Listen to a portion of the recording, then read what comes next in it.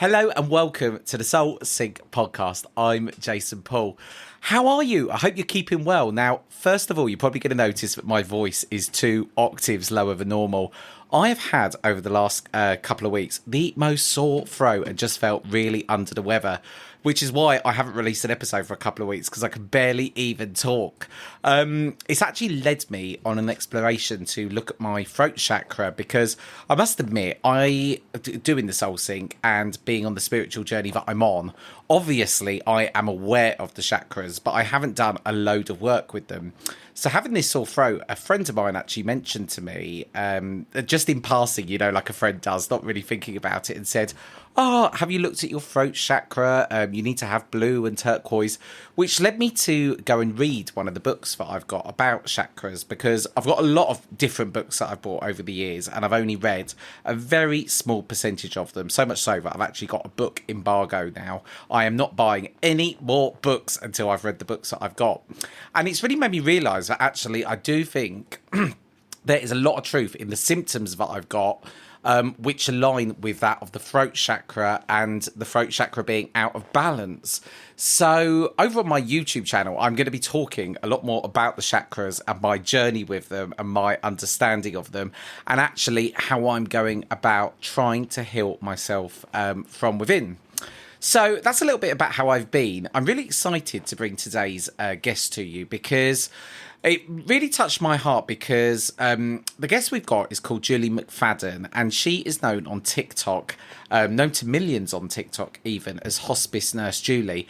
And I've had my fair share of experiences of hospices, because both my nan and granddad sadly passed away in one. And Julie came on to talk about her 15 years as a hospice nurse.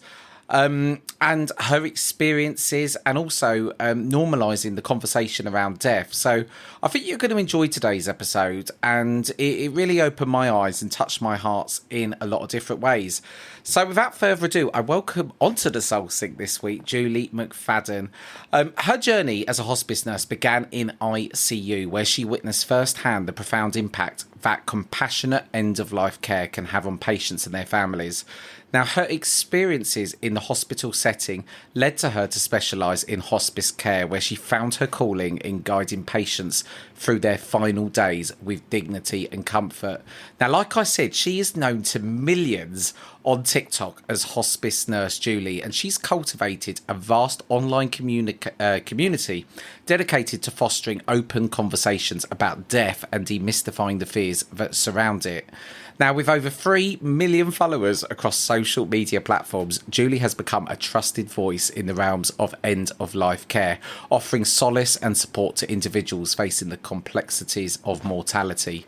Now, in her groundbreaking book, Nothing to Fear, Demystifying Death to Live More Fully, Julie distills her years of experience into a comprehensive guide that challenges society's perceptions of both death and dying. Through a blend of personal anecdotes, professional insights, and practical advice, Julie empowers the readers to embrace the inevitability of death and live each day with intention and purpose. So I hope you enjoyed this week's episode. So, Julie, firstly, a massive warm welcome onto the Soul Sync podcast. Thank you. It's great to meet you finally. It is. Now, I've been, can you hear me okay? Oh, we lost each other, Jason. Oh, we're frozen a bit. We have. Uh-oh. Let me start that again. Yeah. Can you hear me okay now? I can, yes. Okay, let me start again. Okay, go ahead. Yeah, okay. If this proves problematic, we will switch back to Zoom, but let's just go again. So, Julie, firstly, a massive warm welcome onto the Soul Sync podcast. Thank you. So nice to be here. So I firstly have been so excited to talk to you, because there is so much I want to ask you and talk through. Obviously, I've just briefly introduced you in the introduction, but can you just tell me and the guests a bit about you firstly, and how you got into the line of work that it is that you do? Yes, so I've been a nurse for 16 years. And I was an ICU nurse, which if anyone who it doesn't work in the medical field, that's an intensive care unit nurse. Just means like a higher acuity of patients. So many people are dying in the ICU. Not always, but many people are. So we're trying to keep them from dying, which is good. There's always a place for that, of course. And I did it for many years. And through that experience, I was like, okay, we're all going to die, all of us. Unfortunately, fortunately, I don't know. So, and I don't like how people are dying in the ICU. I don't like this. We're not educating people enough. We're not telling them soon enough. I want to do something different. And through that experience is what kind of led me into hospice nursing. And it wasn't anything really profound. It was more just like, I'm just going to try it because I was so miserable as an ICU nurse.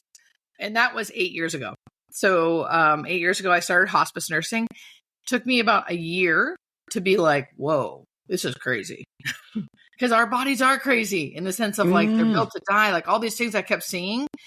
And then about 3 years ago is when I got onto social media, which was very random because of my nieces, because they were little teenagers and they were on TikTok and they were showing me TikTok. And that is how I got onto TikTok. And then this whole thing, like truly, this whole educating online about death and dying feels like it kind of just took on a life of its own. And here I am with you. Well, it's crazy as well because you haven't got a small following on these platforms. It's an absolutely massive following. On TikTok, 1.4 million, which I guess begs the question. There isn't.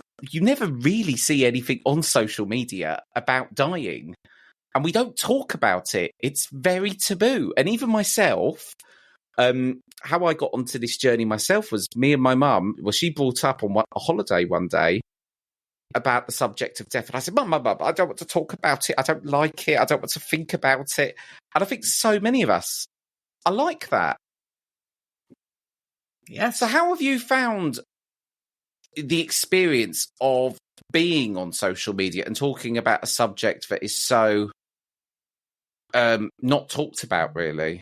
What's your experiences of being the advocate for talking about all things death?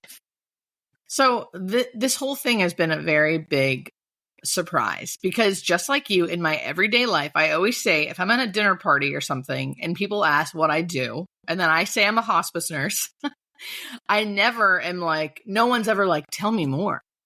Everyone is like, yikes. I don't, and that's all they'll say, interesting. Or they'll go, oh God, that must be depressing. And then topic dropped because no one wants to talk about it. And then I come onto social media and my like fourth video in went viral and then they kept going viral. And it made me think people must want to learn about this. But maybe there's something with like social media that kind of keeps it a little separate. So it's like, it's not so in their face or something because I don't know. To me, it's been a good experience. Like to me, I get mostly nice people, mostly every once in a while, someone's not nice, but mostly nice people and mostly people willing to want to learn. So it's been great. And I'm excited that the world seems to be opening up a little bit about wanting to educate themselves about death and dying. So talking about your work in the hospice, because you are very close to death every single day. How has that firstly shaped your view about death? Well, how do you feel about death now, being so close to it every day? So, like I said before, it took me like a year into being a hospice nurse where I was seeing it kind of over and over, like what the natural process of death was. Meaning someone's dying from some disease, but we're allowing the natural process of death to take over.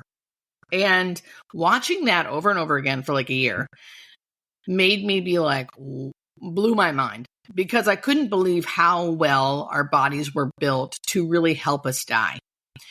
And that in itself, just the biological part of how our bodies are built to die has helped decrease my fear because everyone has fear around death. It's like the unknown, you know? So my fear around death and dying, and the fact that we are truly physically and biologically built to do it, really helped me not fear it as much. So that's one. Two, then there's all these phenomena that can happen as well, where people are seeing dead people, they're smiling when they die. So many things we can get into, but then that also has helped me feel like, wow, this is pretty crazy. This is wild. So all of it together has really made me, I'm not afraid to die. I never really was, but I'm really not afraid to die now. I still don't want to. I still want to live a long, happy life, but I believe in my body and I know it will take care of me. And it really helps me live today. Like watching people die and understanding death has helped me live better, which I think will help me die better. So firstly, when you say about our bodies are built to help us die, can you tell us more about that? Yes. It's one of my favorite topics. So I think a lot of people listening might not think that. And there are certain diseases that will cause certain symptoms that make it seem like death is painful. Really, diseases that we die from can be painful and hard to manage. So that's one thing. But if we can manage those symptoms, our bodies have built-in mechanisms to help our bodies shut down. So if the body starts clicking into like, hey, I think we're dying, our bodies know. So like, this is happening. We're going to start shutting down now. Most everyone who's getting close to death will stop eating and drinking. And that's because our bodies know what's going on. And our bodies know that we don't really need fuel and hydration anymore. And in fact, too much of it will make it worse. So our body makes us less hungry and less thirsty. Our calcium levels usually rise, and then that makes us sleep all the time. So if you ever seen someone dying, if it's this gradual, slow death that sometimes death is, I'm not talking about someone if they were like hit by a car or something different. Okay. That's a different thing. But if they're doing this natural process, they'll always sleep more. They'll always eat and drink less. That's helping the body die. Then towards the very, very end, metabolic changes are happening. Physiological changes are happening. And because we're not eating and drinking, our body goes into something called ketosis. And ketosis releases endorphins that dulls pain and actually can make us feel euphoric and make us feel good. It releases chemicals to make us feel good. And that's just to name a few. And a lot of this stuff, we don't know everything the body does because we're not really studying a dying body very much. But the things we do know show that our body actually helps us shut down and helps us have a better experience. So to come on to the phenomena side of things and because I've heard about this before. Do you know what? Actually, I can't remember, Julie, whether I heard about it before or whether I heard about it because of you, and then that's how but I've definitely heard of it. Tell us more about that, because I find that fascinating. And I guess to follow on from that, how has that shaped your worldview on what your belief system is? So personally, I've always been a seeker. I never have ever thought like I for sure know the answer of what happens after death. But even as a little girl, I would ask my mom questions about like, what is it going to be like to die? And why do we die? Why are we here? You know, what's the purpose of life? That's like a 4-year-old, my poor mom. So I've always kind of had that in me. But being a hospice nurse and still being I love science. I love biology. I loved nursing school. And like learning about like all of the scientific things that we learn. So it was hard for me to believe when I got these little packets that we were giving our hospice patients and their families. In the packets, the educational packets would actually say stuff like, your family member may start seeing the unseen, seeing dead relatives. These were things we were educating people about in like our educational packets. And I thought, what the hell? I can't believe I almost felt embarrassed. Like, we can't say these things. this is a hallucination. This is something, they're drugged up or something. I couldn't believe it for myself until I started seeing it. And you see it so often, and it's not just, so one of the bedside phenomena is visioning. It's probably the second most common one we see, where people start seeing dead relatives or dead pets or, old friends that had died or children that had died. So that's one of the things. The first thing the number one thing we see is terminal lucidity, which is when people have a burst of energy before they die. Anyway, so my whole point is I was very skeptical at first, but then you see it all the time, and you see how real it is. I mean, most people think, oh, it's because they're on so many medications, or it's because they don't have oxygen. They don't have enough oxygen. That is not what's happening. One, I am a nurse. I know what that looks like. I know what delirium looks like. I know what terminal agitation looks like, or if someone's over medicated. It's not like that. They are mostly lucid and not on medications and talking like you and I are, except they're being like, I'm just as surprised as you are, but my dad's over there smiling at me and telling me that he's coming to get me soon and not to worry. You know what I mean? It's just like, what? And that happens so often that it's hard not to, what else is it? I mean, even if it is purely something their brain is doing, that's amazing. Thank you, brain, for taking care of us and making us feel comfortable at the end of life. I agree. Yeah. How do you, because I struggle to even imagine what it must be like to be in that situation as a patient. How do you support and comfort someone who is, in a hospice, scared of dying, of what their eventual fate is? What do you do to support that person? I think anyone can do this. So this is what I do. I think it's so important that we all get comfortable with being uncomfortable. I think none of us want to feel uncomfortable or have anyone we love have bad feelings or feel uncomfortable. So we try to make them not uncomfortable or make us not uncomfortable. And I think that we do each other, both of us, a disservice because there's not a real connection there because we're not saying the truth. And the truth is I'm scared and the person who's dying may be scared.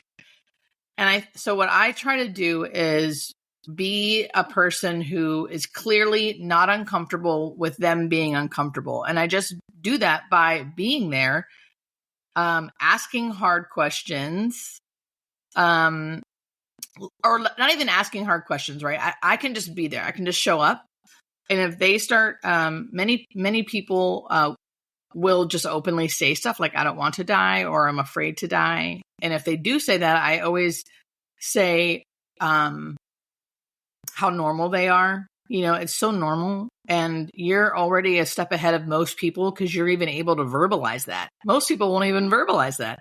And the fact that you're able to say those scary words and acknowledge how you feel, you're already a step ahead of most people. And that's kind of all you really need to do. And then all the person needs to do is listen to them say that. And they can even respond honestly, like, me too. I don't want you to die. I'm afraid too. I'm sad.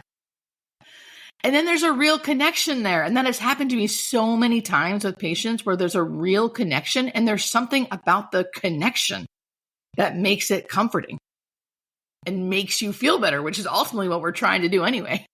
Right? Do you think this is your life now? Do you think that you would ever not work in a hospice? No, I don't think. I think I always will. Even if it's not all the time, because nursing in general is hard. No matter how much you love it, it's just hard to do all the time. Yeah. So I would definitely do it less. But I really love it. I really, really love it. And I can say this, if any nurses are listening to this and they are unhappy with the kind of nursing they're doing, do a different kind of nursing. Because when I was an ICU nurse, I felt like I've made the wrong choice. I'm just not meant to be a nurse. This just must not be for me. Like, it didn't dawn on me that maybe I was in the wrong kind of nursing. That's Thankfully interesting. I switched, thankfully I switched and now, and I've also made some things so nursing works for me versus me working for like the man. Like, I feel like I've done things so I can still really enjoy nursing. Cause you need time. Yeah, I guess being around death so much, you must have given thought to your own death at some point. And how you might sort of leave this planet that we're on. Have you kind of given thought to, would you want this sort of the hospice journey where it's longer and drawn out, but it's coming and it's slower? Or would you want to go in an instant and it just be over? What how do you feel about it? So one, I think anyone who's working in this kind of like death care, if you want to call it that, I think anyone working in death care should have already thought about this stuff. Like, I think it's something you kind of have to go through and think about and feel comfortable with to some extent, so you can be good at your job and not, because it's, so that's one. So yes, I have. And I think anyone who works in this area should also do that, because I think it can get muddy if you don't. And like, you don't know where your emotions are and their emotions are. And I think that's why some people think, oh my gosh, it must be so hard. It must be so sad. It must be. And it's like, it can be sad and hard, but because I've kind of done work around that, I don't get like muddled into someone else's journey. That makes sense. I have, that like, does. the boundaries are there. So I'm not like in it. I'm there just to support.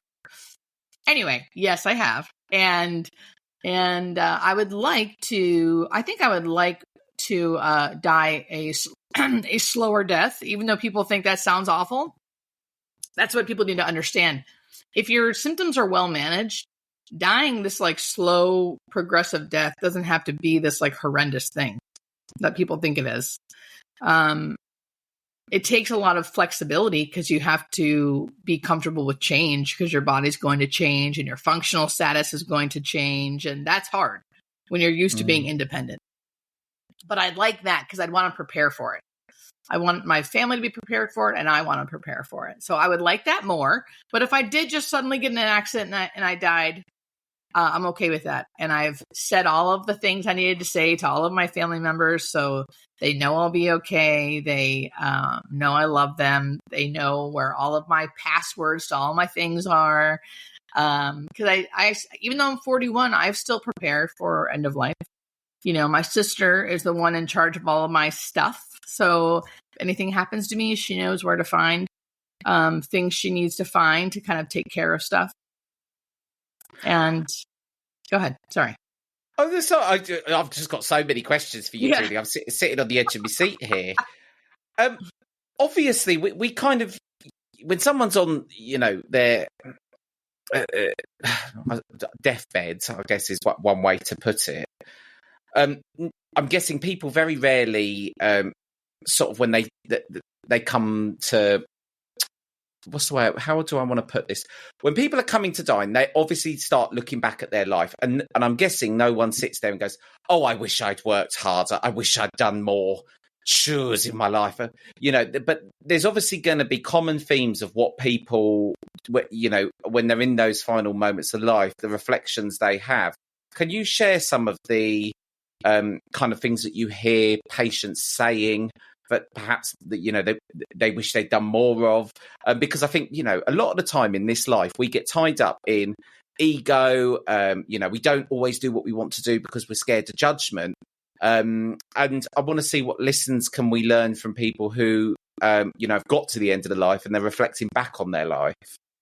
Exactly. The biggest one, the biggest take home for me is them taking for granted all the little things, taking for granted their health, taking for granted the fact that they could leave their house, go drive and get groceries, buy groceries, make a meal, eat the meal, feel good after the meal, go to bed easily, sleep all night. Like when your health is taken away, And although, like I said, your bodies take care of us, we can do things to help with all the symptoms that come along with illness, but you still aren't the same. It's still different. It's still such a lot more work.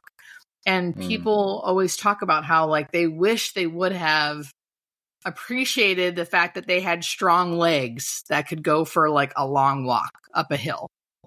And I always be like, damn, that's right. Like I take for granted that I wake up every day usually feeling pretty good. Like, and I can go about my day and do what I want. So because we live in a capitalistic society where like you have to keep working, because of course people say, I wish I would have taken the vacation. I wish I wouldn't have worked so much. I wish I would have seen my family more. They do still say those things. And I realized talking to a person who's still living in the kind of like everyday move, we got to keep our life going. It's really hard to say, you should think more about not working so hard and going on vacation because you need money to do that and you need a job to have money. So how do you do the things, right? So I think it's really important to remember that if you're in that life cycle where you feel like you have to keep going, how can we reframe our life so we appreciate and acknowledge and feel grateful for those everyday things that actually are pretty amazing? Like feeling sunshine, seeing a flower, having fresh water, being able to feel good in our bodies. Things like that. It really is the little things, isn't it? It's and I think we can all be guilty of that. I try and live in a life of gratitude where I'm really grateful for health. Well, it actually says on my fridge in handwriting, the gift of health is keeping me alive. So every day when I go in the fridge, I look at that because but I think it's only because maybe I talk about death a lot just on this podcast and the Spirit World or whatever. So I'm very aware of how grateful I have to be for my health. Yeah. But why do you think we have such a hard time talking about death when it happens to us all? Well, one, I think, like in the 1800s, which was not that long ago, people were dying in their homes. Death was not a thing that we, because of our medical advances, which is great. People are living longer. People are going to hospitals, having access to that easier.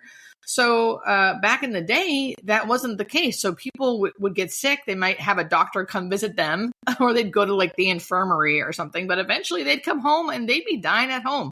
And their family would be caring for them. Kids would be there. They would have the funeral in the home. The family would be taking care of it all. So I think it was a little more in our faces then.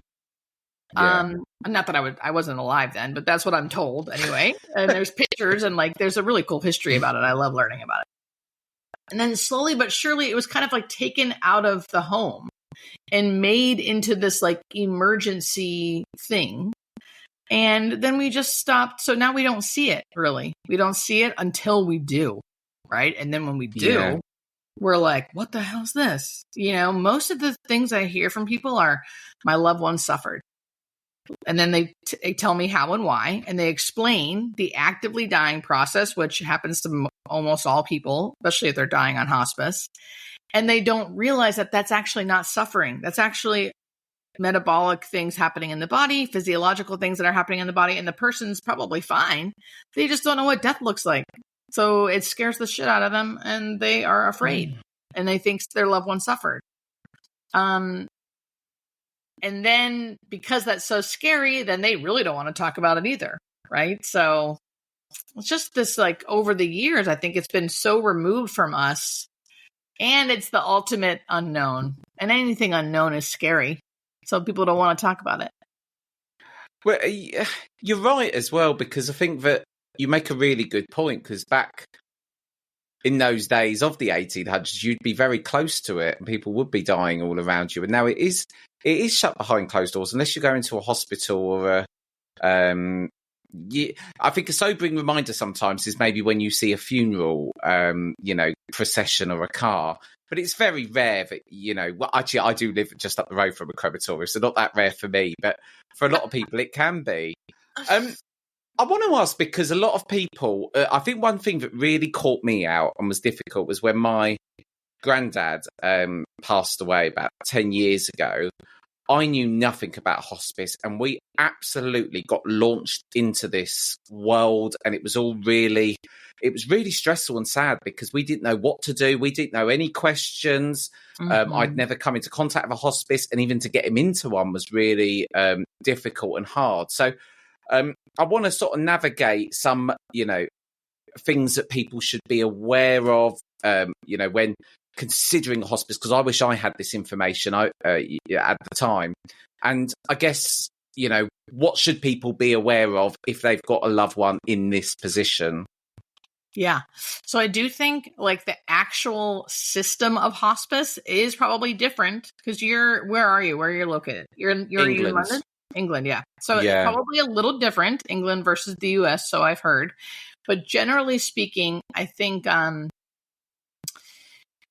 what I can focus on is what can you expect if someone's like end of life in a hospice, either in England or in America or Canada or wherever you are.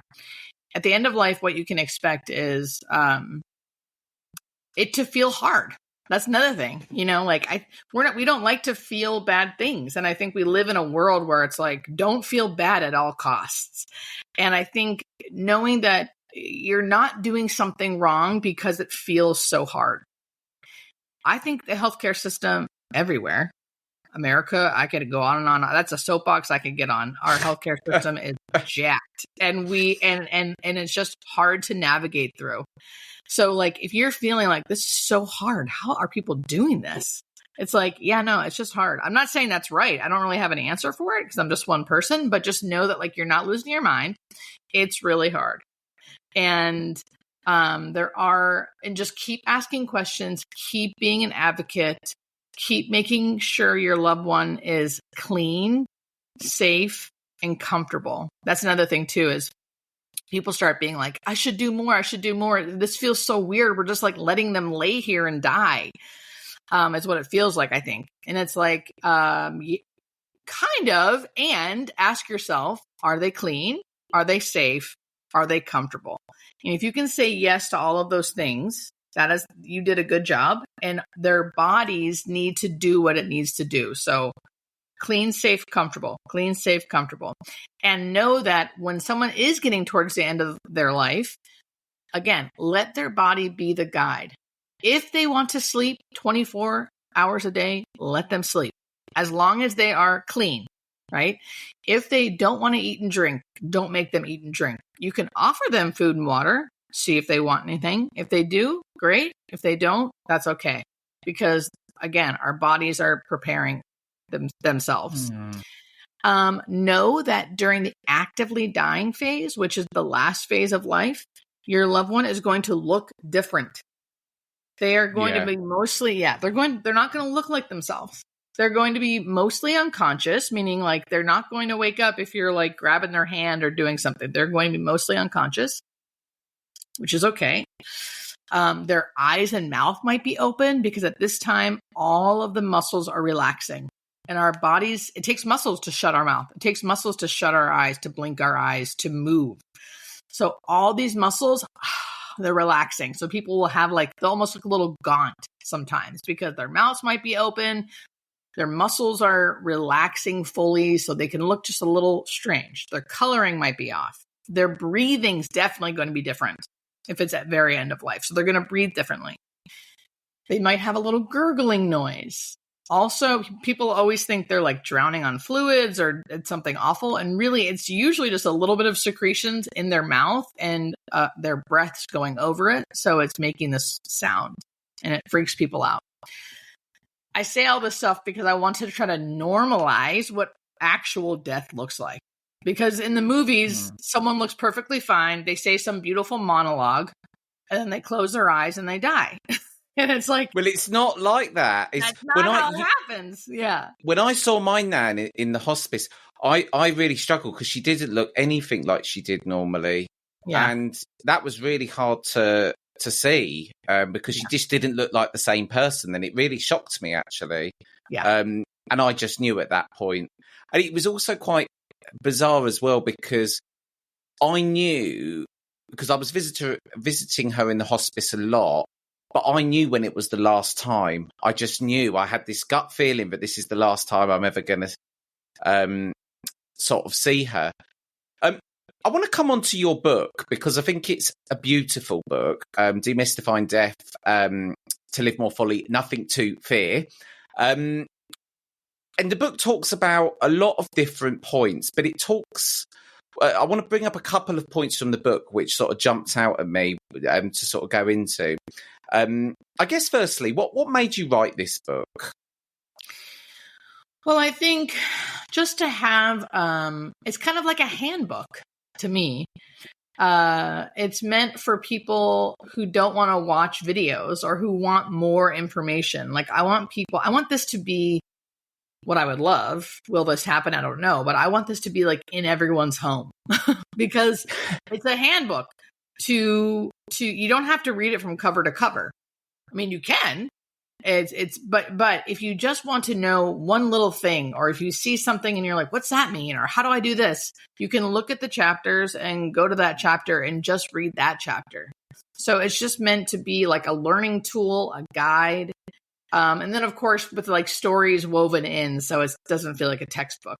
It can also feel entertaining if you want it to. So that's why it's like not everyone's on social media. Not everyone wants to ingest video. People want to read. Not everybody, including me. I'm not much of a reader, really, but a lot of people are. Do you know what? I aspire to be a better reader. Me I wish too. I was. Me too. As you can tell, I've got loads of books behind me, but they're all in the queue waiting to be read. Same. I have bookshelves. I have all these books on audio. But every year I'm like, I'm going to read more. And then every year I that's don't. what I do. Yeah. In the book, you tell readers, we die the way we lived. And be intentional about both. Can you tell us a bit more about that sentiment and what you mean by that? Yeah.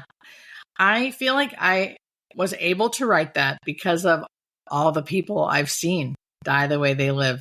And I feel like people who were, and this is no like shade to those people, but people who were unwilling to be flexible, unwilling to make change, unwilling to ask for help. People who, and I say this talking to myself, but people who are like neurotic during their life, right? Or if you're really like anxious and wound up all during your lifetime, you're not going to just suddenly not be that way when you're dying. And that can make for a rough one because you have to let go a little bit when you're in that phase. And I only know that because I see it all the time. And the people who are willing to let go a little bit, ask for help, be flexible, accept change, seemed to die better. And I feel like the people who were willing and able to do that lived that way as well. So I saw that personality really played into end of life. And outlook really plays into end of life. So listen to that and see how you're living right now. You know, like, are you living this like tight, controlled, like unwilling to like be open to anything type of life? I feel like that will be reflective in your death. That will be. And that's not like a threat. It's just more, I mean, I'm saying this to myself. I'm not the most flexible, good with change type of person. I say it to remind me too. It's like the people, not everyone who's dying is old at all, but people who, I have seen some elderly people who are, they have the money, but they're unwilling to pay for help. Right. And then because of that, they suffer. Because of that, they have a fall. Because of that, they don't get the hygiene they need or the food they need, or because they are unwilling to change. They are unwilling. They're kind of like forced into it eventually because then they're unsafe. So it's just things like that. It'll be so much easier for you if you could just let go a little bit. It sounds like all of the, your experiences and your career really shape the way that you live your life, and it must do, because to be reminded of that every day and to be so close to death must make you live your life more fully, surely. Yeah. Yeah, it does. I feel grateful for it. That's why my job isn't actually depressing. I feel like it's an honor. It's an honor. It's a big reminder. Like I said, half the stuff that I'm writing in the book, I'm telling to myself because I see it reflecting in me. I see But it shouldn't just be a book I don't think it should be a book that people only read when they've got a loved one in that situation. I think that It's a book that should be read to prepare. One of the points and something that's mentioned in the book is the most important conversations to have before we die. Can you give us a flavour of, what you feel that conversations we should be having? Yes, and these conversations, if you're listening, anyone who's listening, these conversations should be had now, not when you're dying. Now. So I think you need to tell people what you'd want in certain events. And then this is where people are like, no, I don't want to talk about it. I don't want to talk about it. But like, if I'm in an accident and I am brain dead, or even if I'm not brain dead, they think I am or whatever, right? How long do you want to be on machines if you are on machines?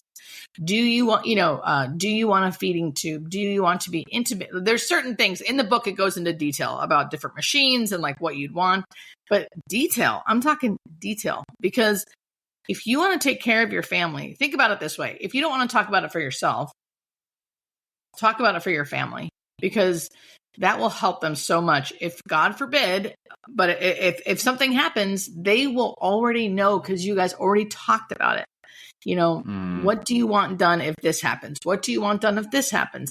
And your answers may change over time, right? So like, right, I have all of this filled out and my family knows, but I'm 41. So I kind of want a lot of things done. But if I'm 85 and kind of ill with a bunch of things, then it's going to change. So you want to change, you want over time, you want to change whatever it is you want, right? Also go over, do you want to be buried? Do you want to be cremated? Do you want a funeral? Do you not want a funeral? Do you not care? Do you want to write your obituary? Like if I got a terminal illness tomorrow, I want a living funeral. I want to be at my own funeral and I want everyone to tell me how wonderful I am and me tell me how wonderful they are. So it's things. I think that's what we all want, Julie. We all want that. We can get as detailed as like I always say, if I am in my actively dying era and I am actively dying, I want The Office, the American Office, no offense, playing in the background. I don't need like harp music. I want like a funny show. Yeah, you don't want to be watching something that's going to be sad. Do you need something that's going to uplift you? Yeah. So, I mean, it doesn't have to be all sad. It can be funny too. It can be details like that, about what you would want if you were unconscious and your family was caring for you. How, would you want the lights on, lights off, people having fun around you, The Office? And it's true. I think it can be like a dinner party. Everyone talk about what they want. It shouldn't be something that is like so taboo, like you said. We should just hopefully we will start to move more in that direction. And I think that, having conversations like this is kind of hopefully what, I now know that I need to have that conversation because not that I'm now I'm not uncomfortable with death now. I accept death and I am willing to talk about it. But saying that, I still haven't had the conversation that you're saying I should have about it. So, even I need to do that. I want to ask you, one of the topics in the book that you discuss as well is around the importance of language surrounding death and dying. Obviously, I can understand, why that's important, but can you elaborate why language matters in this context and how it can influence the end of life experience for someone? Yeah, I think it's going to take time. And I get the whole sugar or, making it sound a little nicer. They passed away. They're gone. Passed away is the big thing. We all say they passed away. They passed away. And there's nothing wrong with that. I do understand how it might feel a little better. But I think we need to start moving in the direction of not acting like saying so-and-so died, so-and-so is dead, so-and-so is dying. Like even me, I say that I am the one writing this and saying this, and I still get how that can kind of sting a little or a lot, really. But I think we need to start moving in the direction of like, that's not a dirty word. Saying someone's dead is sad, but it's not bad. It's inevitable. That's what, and death doesn't have to be a dirty word. Dying, death, dead. We can start getting used to saying those things. And I think it's a matter of practice, because we've been taught for so long that that is a bad word, and that creates so much emotion and fear. And that's what I'm trying to change. And I think not me, so many people, not just me, but that's what we people in this movement are trying to change, that those aren't bad words, and we can say those words. And it's important that we do, because the more we do, the more comfortable we become with the idea that that's eventually going to happen. Because I think it's important we all get comfortable with that. Yeah, I agree. And what advice would you give to someone who is facing the prospect of losing a loved one or navigating their own end-of-life journey? To anyone who might be listening now, might be experiencing that. Yeah. Oh, there's so much. I think the first thing would just be having them understand that it's okay that they're probably afraid and scared and sad and angry. I always say that, like, I'm not really afraid to die, but if I got diagnosed with something terminal tomorrow, or my sister did, or my mom did, I would still have all of the human emotions of feeling anger and sadness and fear. So they're normal for feeling that way. And to ask questions. I get so many questions from people on my social media platforms, which is great. I bet it's very busy. All those questions, I want to be like, ask your healthcare provider. Don't ask a nurse on the internet. Ask your healthcare provider. So don't be afraid to ask all of the questions, and keep asking questions until forever. Always ask the questions. So I would say the best thing you can do is understand that you're normal for having all of the feelings and feeling uncomfortable and feeling like it's so hard and scary, and that's normal. You're not doing anything wrong. And talk to your doctor openly about death and dying, because that's going to give your doctor the open window of, hey, look how comfortable I am talking about this, even if you're not, but you're still doing it. So then they can have an open conversation with you, because sometimes not everyone's good at that. Not all healthcare providers are good at that. So they'll just give you one window of, this is your disease, here's what we normally do. And that's great, but I want to know all of the paths. What else can I do? What can I expect down the road? How long is this going to last? Is this curable? Is this a life-limiting illness? Like, ask all the questions. Even if it seems scary, just because the more prepared you are, the better you'll live and the more peaceful you'll die. End of story, for sure. So prepare. We prepare for everything. We prepare for weddings, for births, for jobs. We should all be being prepared for death. Do you know what? When you say that, it is funny, because it should be normal, but I think it must come down to the fear of the unknown. Yeah. And someone once gave me a funny. Do you know what? You know when you come across things and then you can't remember where you came across them from. Someone used an analogy about a baby recently, and to a baby in the mother's womb is petrified of birth. It is unknown, and I guess it is the same with death. Julie, I love what you do, and I think your book's so fabulous. Do you know what? If someone had said, I wouldn't have even used the word fabulous next to death probably a few years ago, but now I do, and I think it's a great book. If anyone wants to find out more about Julie or follow her on her social medias, all the links will be in the show notes along with the book. Julie, I just want to say thank you for coming on. It's been so fascinating to just hear, just look through the looking glass into what your world looks like. Yeah, thank you so much for giving me the chance. It's been great chatting with you. Well, there we go. That was the amazing Julie McFadden. Do remember, you can get involved with the show in a number of ways. You can go over to YouTube, subscribe to my channel, where then you'll be notified when new content comes out. And you can also comment on my videos. I really like reading the comments, and it's always does blow my mind when I hear how many of you are having the same challenges, or you're learning the same lessons along your path in your spiritual development. You can also get involved with the show by emailing us. The email address is in the show notes. And all that leaves me to say is I hope you have a lovely week. Lots of love. And until next time, a massive goodbye.